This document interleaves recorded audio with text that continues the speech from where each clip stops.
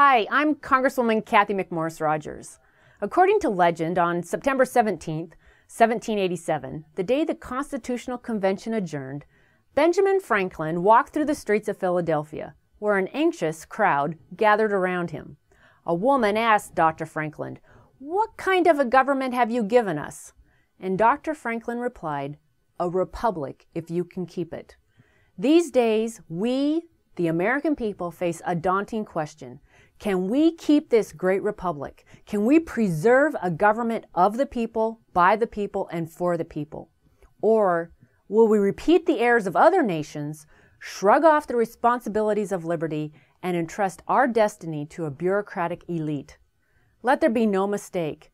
After years of bad policy and broken politics, our country is at a crossroads. We are at the midst of the worst economic crisis in decades. 15 million Americans are out of work. The average American household has lost 20% of its wealth, and the federal government's finances are in disarray.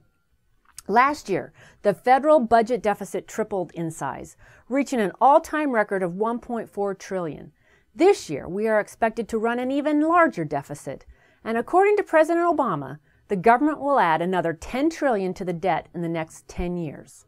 It's not sustainable. There is simply not enough money in the world to pay for all of these debts without raising interest rates or devaluing the dollar or both.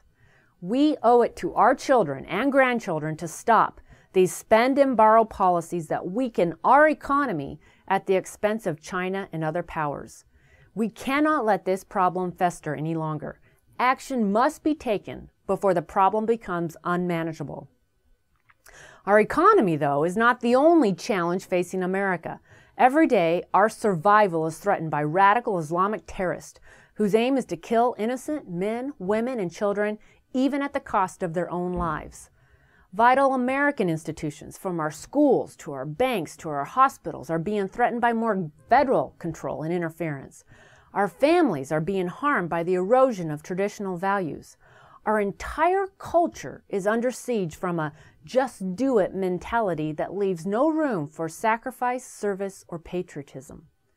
The spirit of September 12th, 2001, the feeling that we are one people, united by our love of one country, has been lost but not forgotten. We must recapture that spirit to tackle the tough problems that confront us. Personally, I believe there is nothing wrong with the American government that can't be cured by the wisdom of the American people. The key is for Congress to start listening to the people and work with them on a new policy agenda. In stark contrast to the backrooms and arrogance that symbolize those currently running Washington, House Republicans want to hear what you think should be a part of that agenda.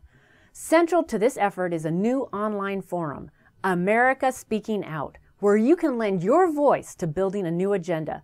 Whether it's on the economy, spending, values, national security, or any other topic, we're asking Americans to speak out and help us build an agenda that reflects their priorities.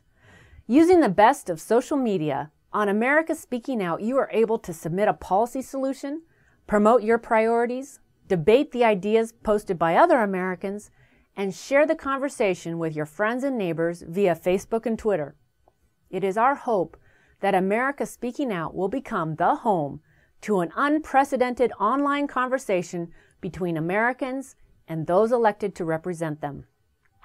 Later this year, House Republicans will take the ideas from America Speaking Out and put together an historic agenda that can transcend politics and get America back on track. Now is America's time to speak out. Will you join us? Please go to americaspeakingout.com today and start a conversation about the ideas, principles, and values you care about.